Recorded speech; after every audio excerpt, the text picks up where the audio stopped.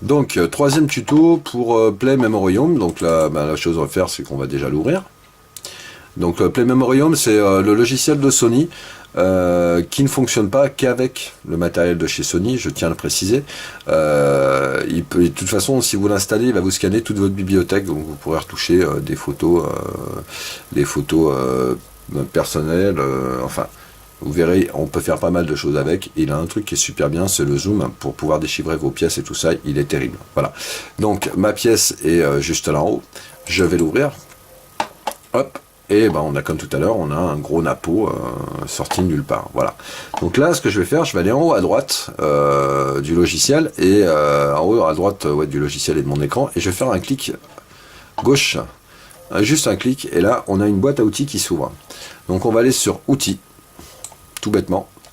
Et là, on a une fenêtre qui apparaît sur le côté là. Je sais pas si vous la voyez bien. Et on a recadré l'image. Donc c'est ce qu'on va faire. On va recadrer l'image. Hop. On va prendre les 6 points rouges qui sont là.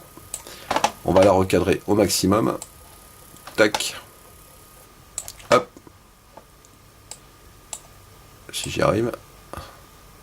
Parce que c'est... On va la recadrer au maximum, donc comme ceci. Et là, on va faire OK. Tac. Et là, on voit que ma pièce, obligatoirement, elle est devenue bien plus grosse comme tout à l'heure. Alors, ici, on a une correction automatique. On a une luminosité, une courbe de tonalité et une netteté. Alors, on va commencer par la correction automatique. On va la faire parce que de toute façon, ça coûte rien et elle y est. Donc, ça va nous rajouter un petit peu de contraste. Exactement. Voilà. Après, on va aller dans la netteté. Alors, la netteté, c'est pareil, c'est les goûts et les couleurs. Moi, je sais que je la mets jamais à 100. Parce que quand on la met à 100 sur certaines pièces qui sont un petit peu abîmées ou certains objets un petit peu abîmés, on peut avoir entre guillemets des espèces de petits traits où on voit moins quoi. Voilà, moi je le mets entre 50 et 90, 92 maximum. Donc une fois que ça c'est fait, vous voyez que en fait le contraste de la pièce ressort bien mieux qu'avant quoi. On voit bien mieux les détails. Voilà. Donc je vais redézoomer, parce qu'autrement on va pas rien y voir. Donc là on fait aussi OK. Et après on va aller dans courbe de tonalité. Alors c'est quand même bien pratique cette petite courbe de tonalité, parce qu'on va pouvoir renoircir un petit peu notre pièce, lui rendre un petit peu de contraste. Comme ça. Voilà. On va la rendre un tout petit peu moins brillante. Tout petit peu moins brillante, on verra plus les détails et en plus on verra bien plus les inscriptions. Voilà. Donc après c'est pareil, c'est les goûts, les couleurs, hein, ça se discute pas. Vous voyez comment vous pouvez faire. Donc là je mets OK. Mais un truc qui est intéressant avec ce logiciel, c'est qu'il a un zoom qui est terrible parce qu'il pixelise quasiment pas. Ah, vous voyez, je suis en train de zoomer sur l'oreille de Napo. On la voit bien, on voit bien le détail des cheveux et tout ça. Et en plus, quand on a un petit peu des lettres effacées sur les côtés des pièces ou sur autre chose, on peut vraiment arriver à essayer de zoomer au maximum de chez maximum sans trop pixeliser quoi. Donc voilà, là je zoome. Là c'est la lettre E, voilà, tant qu'il se stabilise, et je vais encore zoomer. Là je suis quasiment au maximum. Donc le reproche que je fais à Photofiltre, c'est justement que quand on zoome, ça pixelise un peu trop. Voilà. Mais bon, donc une fois que ça c'est fait, vous enregistrez bien tout, hein. Il va vous demander si vous voulez le remplacer. Moi, je vais mettre oui. Allez, je vais le remplacer. Par contre, seul petit bémol avec ce programme, on va aller voir dans propriétés, c'est que là, ma photo, elle fait 743 kg. Et elle fait 1034 par 1156. Donc, elle ne passera pas. Malheureusement, elle ne passera pas. Donc, ce que je vais faire, c'est que je vais rouvrir ma photo. Tout bêtement.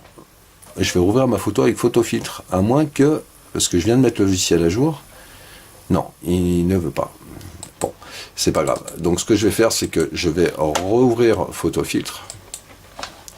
Déjà, je vais aller voir ma photo, ma photo comment elle se trouve. Donc c'est pas celle-ci.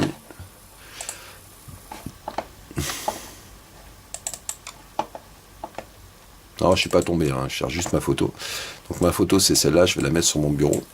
On va regarder le résultat qu'elle a, voilà. Donc je pense qu'elle n'a pas un résultat qui est quand même trop dégueulasse, quoi. Les identifications pourront se faire correctement. De toute façon, on sait tous ce que c'est. Voilà. Donc une fois que ma photo est là, eh ben, malheureusement, je vais être obligé de retoucher avec un peu photofiltre, surtout pour la taille et pour la compression, parce que je peux pas faire autrement. Donc je vais faire comme tout à l'heure, je vais aller dans Images, je vais aller dans Taille de l'image, et je vais enlever mes 1034 que j'ai ici, et je vais passer en 400, je vais faire OK. Tac, 400 par, je me rappelle plus, par 447, voilà. Et je vais réenregistrer mon fichier. Vous voyez, ça prend 30 secondes à le faire. C'est vraiment pas grand chose. Je vais le recompresser exactement. Donc là, j'ai une compression de 50 comme tout à l'heure. Donc je vais garder comme ça. Je vais voir ce que ça donne. À mon avis, ça devrait être pas mal. Voilà. Donc je refais mon fichier, je fais un clic droit, je fais une propriété, et là je suis à 64 kilos. Donc ma photo passe bien sur le forum. Voilà. Bon, sur ce, j'espère que ce tuto vous aura servi. Pour essayer de mettre de bonnes photos aux personnes qui identifient. Moi je voudrais remercier David d'avoir créé le forum un petit peu, parce qu'en fait il nous fait partager notre passion et partager les découvertes qu'on fait. Je voudrais remercier toutes les personnes qui identifient sur le forum. Alors je vais en oublier plein, hein. Il y a Tonsalus de Bazan, il y a Mamie, il y en a plein, enfin bref, je peux pas tous les citer parce que je les ai pas tous en tête. Je voudrais vous remercier du travail que vous faites, parce que vous êtes un peu des puits de science pour le forum. Parce que moi je vais vous dire honnêtement, je fais de la détection, enfin ça fait longtemps que je suis pas sorti, mais si je vous avais pas, je pourrais pas identifier mes trouvailles, ou que très peu. Voilà. Un petit coucou aux modos aussi, parce que les modos ils sont méchants, ils sont vraiment méchants. Enfin non, je rigole. Ils seraient pas là les modos en fait. Le forum, je pense que ça serait un beau bordel. Moi j'ai eu des discussions très très houleuses avec certains des modérateurs. J'ai même été effacé une fois. Il a fallu que pas que je me batte, mais que je fasse comprendre que c'était pas de la méchanceté gratuite que ce que j'avais fait, et que j'avais fait une connerie, et certes je l'ai reconnu, mais les modos seraient pas là pour les discussions un petit peu houleuses à sanctionner et tout ça. Ça serait un beau bordel.